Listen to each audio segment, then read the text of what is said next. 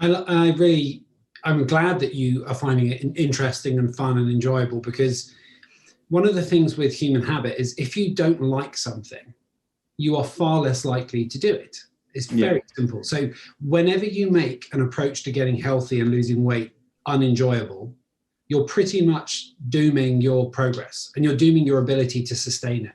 Because yeah, if you do one approach to lose the weight and then go back to the old habits when you stop the diet, then the weight will come back on, because it's that old previous way of eating and behaving that gained the weight, which I think yes, is a major problem that a lot of people have. So when you make it enjoyable, or at the very least not unenjoyable, because things don't always, you don't always have to love what you do, but at the very least you have to not hate it.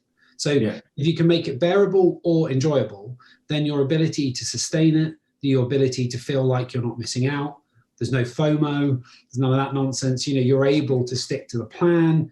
But like you said, you're able to have wiggle room.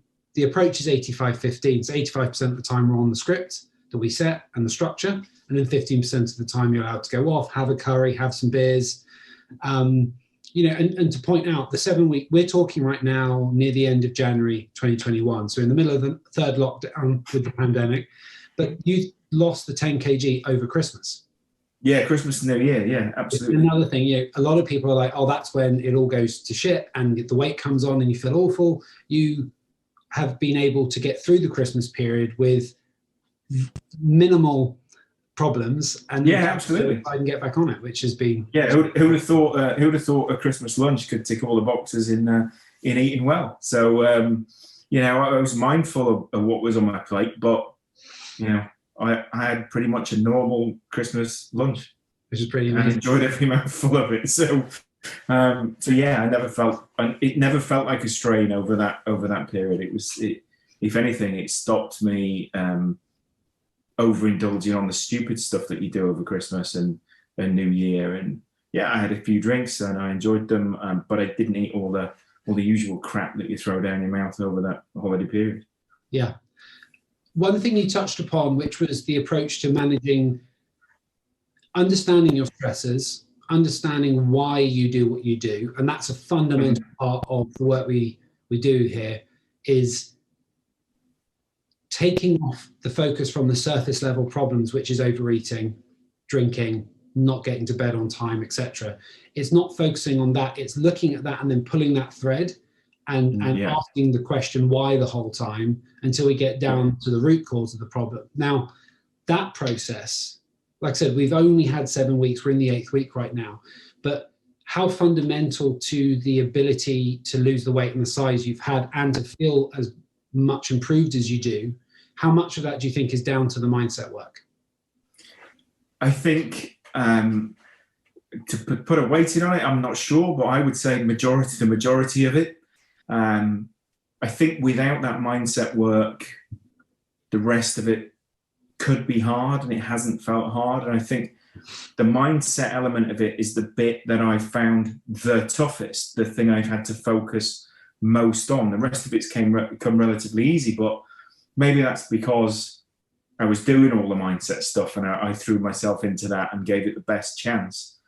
I think the mindset stuff, the reason I found it tough is because, as you say, you're pulling on those strings, but those strings are attached to you. They're inside your head, and it's your history, it's your reasons, it's your anxiety, it's your stress, your issues that you've had sometimes all your life, sometimes recently, whatever they are, and they'll be different for different people, I'm sure.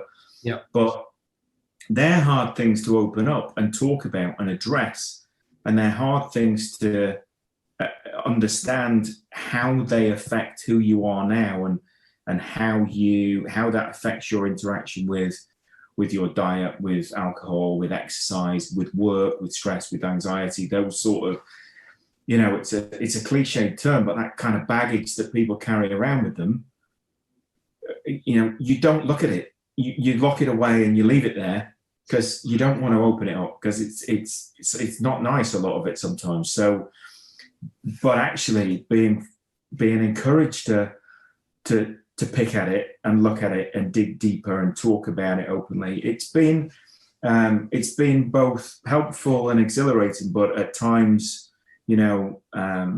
sad because you're looking at things that you might not necessarily want to look at, or you haven't looked at before that you probably should have. And that has played a big part, I think, in my.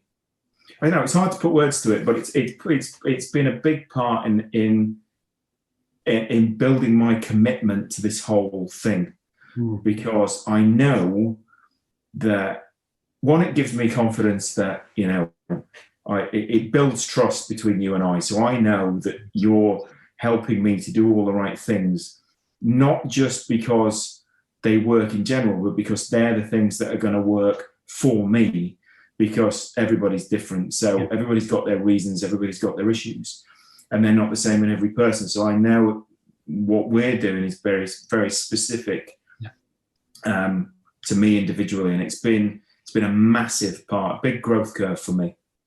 Yeah,